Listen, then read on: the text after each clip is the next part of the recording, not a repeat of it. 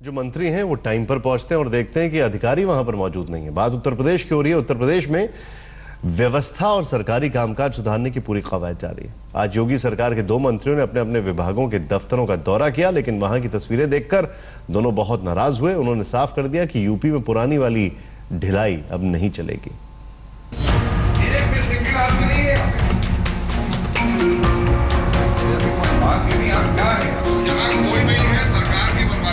उत्तर प्रदेश के दो विभागों में चल रहे कामकाज को देखने की दो खिड़कियां खोली गई हैं। योगी सरकार के दो मंत्रियों ने अपने अपने विभागों के दफ्तरों का औचक निरीक्षण किया है।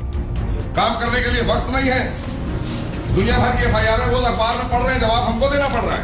ये है मोहसिन रजा, यूपी सरकार के अल्पसंख्यक मंत्री। रजा ने जब वक्फ बोर्ड के दफ्तर का दौरा किया तो वहाँ नील बटा सन्नाटा पाया। मंत्री जी ने देखा कि दफ्तर खाली है, लेकिन सुख सुविधा के सभी सामान बेलगाम चलाए जा रहे हैं। मोहसिन रजा आग बबूला हो गए। एक आदमी मौजूद नहीं है और सब पंखे चल रहे हैं, सब बिजली चल रही है, एसी चल रहे हैं। आप ये देखिए, उधर देखिए एसी चल रहे हैं सारे। यहाँ कोई नहीं है। सरकार की बर्बादी देखिए कि एसी चल रहे हैं सब तरफ। इलेक्ट्रिक हम दे नहीं पा रहे, गाँव में दी नहीं गई। हम कोशिश कर रहे हैं कि गाँव में बिजली मिले और यहाँ पैसे की बर्बादी हो रही है और एक भी आदमी नहीं, एक कर्मचारी यहाँ मौजूद नहीं है। ये 11 बजे यह हाल है आप लोगों का। कैसे चलाया आपने? भ्रष्टाचार की प्रकाष्ठा कर रखी है। इधर कृषि मंत्री सूर्य प्रताप शाही ने कृषि भवन का हाल जाना। मंत्री जी कार्यभार संभालने के करीब 3 सप्ताह बाद वहां पहुंचे, लेकिन इतने दिनों की मोहलत देने और सख्त पैगाम पहुंचाने के बाद भी कृषि विभाग पड़ती पड़ा था।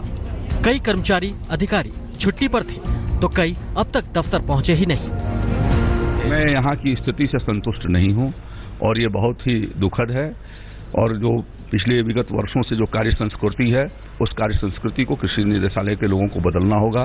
नहीं बदलेंगे तो उनके खिलाफ कठोर कार्रवाई भी हो सकती है। कृषि मंत्री ने घूम घूम कर वहाँ का मुआयना किया और ये पाया कि विभाग अपने कामकाज और रवैये में बहुत सुस्त है। शाही ने साफ कर दिया कि पुराने दिन बीत गए हैं, लिहाजा आदत बदलनी होगी, वरना हर जाने के लिए तैयार रहना होगा। 20-21 दिन बाद आया हूँ, जिम्मेदारी मिलने के 15 दिन बाद आया हूँ। मैं ये उम्मीद करता था कि लोगों ने अपनी कार्य संस्कृति बदली होगी और इसीलिए मैं नॉर्मल सिचुएशन होने देना चाहता था कि नॉर्मल होने के बाद क्या स्थिति है इस डिपार्टमेंट की, वो आज आकर के आंखों से देखा है। मैं उससे संतुष्ट नहीं हूँ और इसको ठीक किया जाए। कार्रवाई करेंगे आज जो लोग अनुपस्थित हैं उनका 1 दिन का वेतन काटा जाएगा और जो अधिकारी स्तर के लोग अनुपस्थित हैं उनको वेतन काटने के साथ साथ उनको एक चेतावनी भी साथ में दी जाएगी। वक्फ बोर्ड के दफ्तर में एकदम खामोशी थी।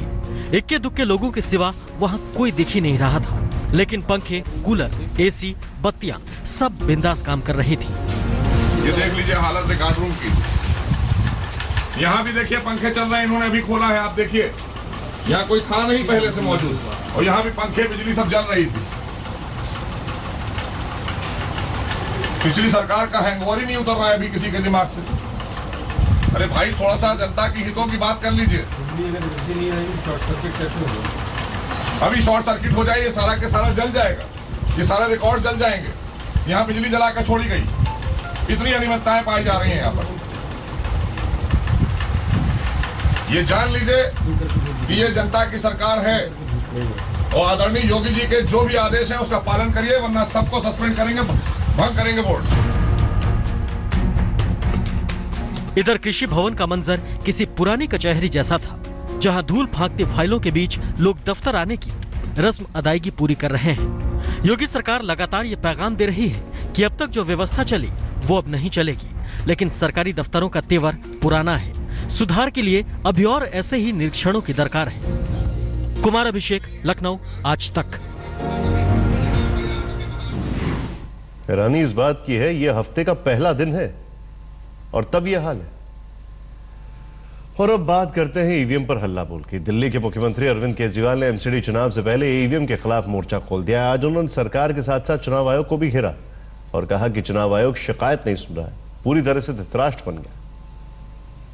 चुनाव आयोग एक तरह से धृतराष्ट्र बन गया है, जो अपने बेटे दुर्योधन को किसी भी तरह से साम दाम दंड भेद करके सत्ता में पहुंचाना चाहता है। चुनाव आयोग किसी भी तरह से करके, चुनाव आयोग का मकसद अब चुनाव कराना नहीं रह गया है। चुनाव आयोग का एक ही मकसद है, भाजपा को सत्ता में पहुंचाना, साम दाम दंड भेद करके चुनाव का एक नाटक करके और भारतीय जनता पार्टी को सत्ता में पहुंचाना, ये चुनाव आयोग का मकसद रह गया। दिल्ली के एमसीडी चुनाव में जो मशीनें इस्तेमाल होने वाली है वो राजस्थान से आ रही हैं। राजस्थान से मशीनें क्यों आ रही हैं? दिल्ली की मशीनों को इस्तेमाल क्यों नहीं किया जा रहा? दिल्ली का चुनाव आयोग राजस्थान से मशीनें क्यों मंगवा रहा है? मेरे को पता चला है दिल्ली के अंदर मशीनें अवेलेबल हैं, 15,000 दिल्ली की मशीनें इस्तेमाल हो रही हैं और राजस्थान से 5,000 बैलेट यूनिट और 8,000 कंट्रोल यूनिट मंगवाए जा रहे हैं। क्या जरूरत है?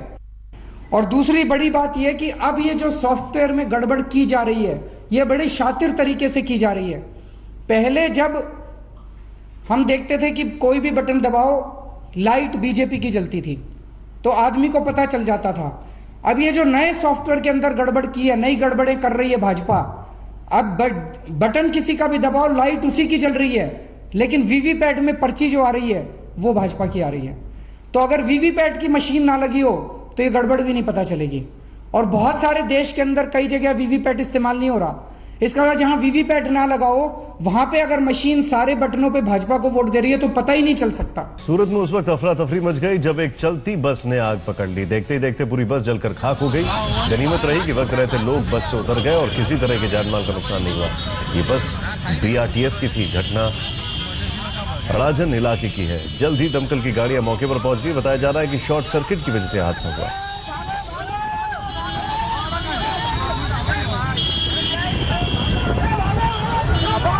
क्या कहना इस पर ड्राइवर का, ये देखते हैं। यहाँ पॉइंट बंद था सर, पॉइंट के लिए गाड़ी बंद रुका गया था। गाड़ी में अचानक से धुआं निकलने लगा। पैसेंजर को सबको मैंने उतार दिया हूँ। गाड़ी का मेन स्विच कटआउट बंद कर दिया हूँ। चाबी भी खींच लिया हूँ गाड़ी में से। और पैसेंजर को सबको उतारने के बाद में सर को, ट्रैफिक वाले सर को जाके बोला हूँ कि भाई इधर से गाड़ी ट्रैफिक क्लियर करो। हो सकता है शायद गाड़ी में आग लगे क्योंकि धुआं बहुत निकल रहा था। तो उन्होंने भी ट्रैफिक क्लियर करा। बाद में 100 नंबर पर फोन किया, लेकिन 100 नंबर पर फोन लगा नहीं है। इसके लिए पैसेंजर को कोई जाना नहीं का नुकसान नहीं हुआ और मुझे भी कुछ नहीं हुआ है, खाली गाड़ी टोटल लॉस हो गया है।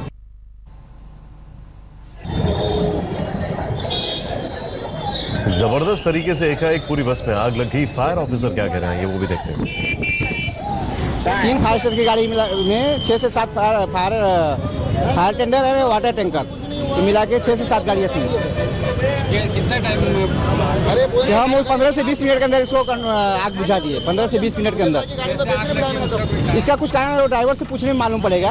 उसका कारण बता नहीं सकते। शॉर्ट सर्किट हो सकता है, इसका कारण अन्य भी कारण हो सकते हैं।